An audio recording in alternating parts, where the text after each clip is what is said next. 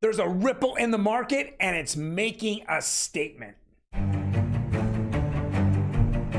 Yes, another monetary authority is hooking up with Ripple. We're going to talk about that next, as well as Fed Chairman. What did he say yesterday? And there are so many attacks today on SEC employees, heads of departments in the U.S. government right now on the Hill. It is ugly. All next on OG Crypto and NFTs. Welcome, everyone. My name is Troy, and every day we go over the latest news in blockchain technology, cryptocurrencies, and non-fungible tokens. Yet today we're going to kind of scrape out non-fungible tokens. We're going to go over what the cost of buying and selling those non-fungible tokens. What are the gas fees that are happening right now on Ethereum and Bitcoin?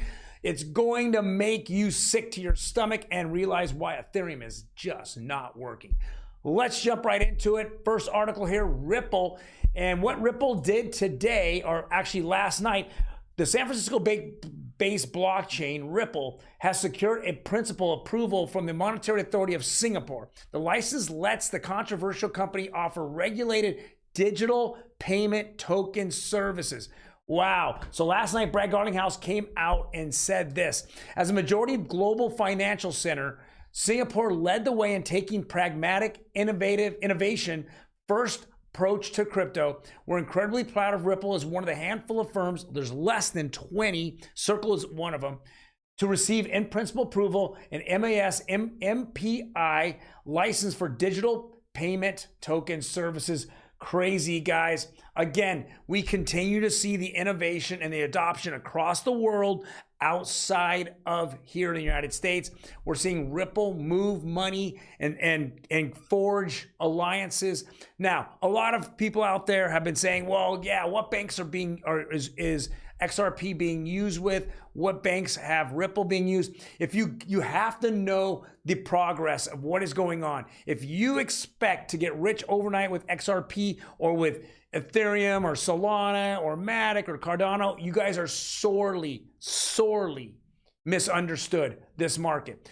If you look at what Ripple has to do, first of all, they have to go to a bank and they have to go, hey, let's go make a test. They test the XRPL, the ledger.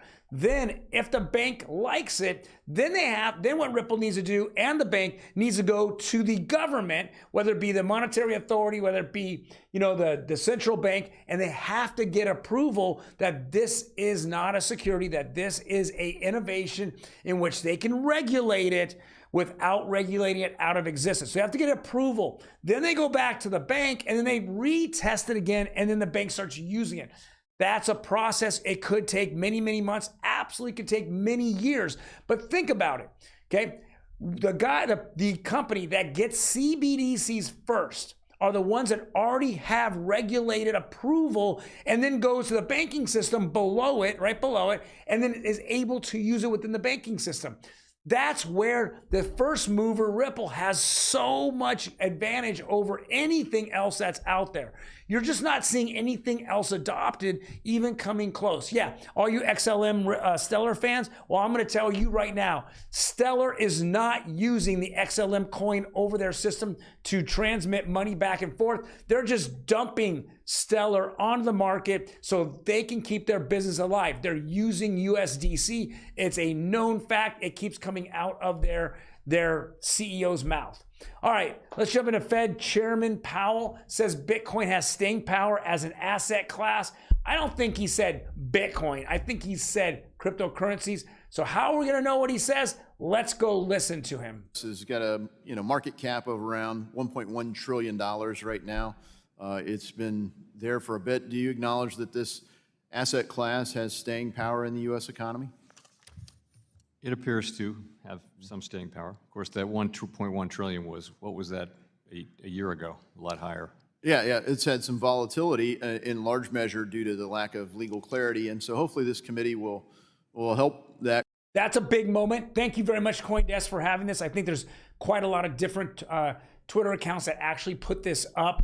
So we're seeing that now the Fed is recognizing that the digital asset class is here to stay. He says it appears He knows it's here to stay. There's no question about it.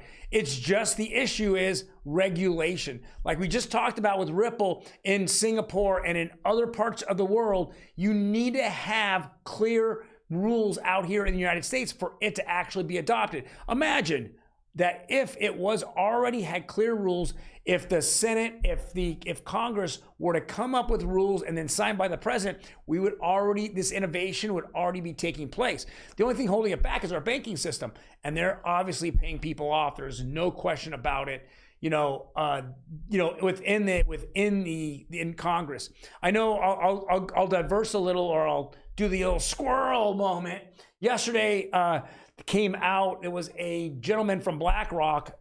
He called himself someone who went and talked to senators and talked to congressmen, and he was a lobbyist for BlackRock. And he actually said that to buy a senator cost $10,000, and it looked like it was for his vote. Now, BlackRock doesn't like to be in the headlines, but this guy was hemorrhaging information like crazy. He's saying that war was good. So with this being said, getting regulations done is going to be a dollar and cent thing. And I think that because of all these big companies like BlackRock are trying to hold innovation back here in the United States so they can get the biggest slice of the pie and then open it up to the world. And then they're going to make absolutely trillions of dollars off that money. And they're going to hold the majority of tokens of this class for the next 100 years of innovation. All right, so let's jump in. Guys, this is some of the reasons why I'm very, I FUD Ethereum. It just doesn't make sense. It's not a network that can handle a lot of transactions per second, as well as the proof is in the pudding. If Ethereum, so right now we know the XRPL can do 1,500 transactions per second. We know that Hedera is close by. It's a little bit more. But when you're looking at 100, a little over 100 transactions per second, this is what you see. What is the gas fee for Ethereum on Monday? Average is $25.91. This is embarrassing, okay? It literally is embarrassing, to see this. Who uses this network? It doesn't make any sense. It's almost like being taxed. The whole idea behind Bitcoin and the cryptocurrencies was that I was going to be free from governments, and I was going to be free from being taxed, and I was being free from rules. What am I seeing here? All over the place for Ethereum. It's all rules. All they're doing is saying, we want to make money. To make money, we keep pumping our name out there with all these influencers, and then I'm going to turn around and I'm going to charge this is gas fees. It's just ridiculous. So we look at the June 20th, $23.49. June 19th, $23.80. It's a $20 bill to do a transaction. That's why, if you look at the Ethereum network, why are Ethereum NFTs dying? Because nobody wants to pay this transaction fee. On top of the transaction fee, you have a creator fee, or an owner of any of these collections are also making money on top of it. So all of a sudden, before you even roll out of bed, you're paying 0.05, just to even transact. Okay, so the first good amount of the NFT is going straight to gas fees and taxes. So you tell me, well, everyone's going to ordinals, which is the Bitcoin. So what is Bitcoin at? Yesterday, $3.53. Another embarrassment. Guys, if you have any type of NFT collection, why would you ever want to go on Bitcoin and Ethereum? It doesn't make any sense. There is no sense. If you went on Hedera or Algorand or XRP or Cardano, right? Or even Matic, you're getting pennies or fractions of pennies.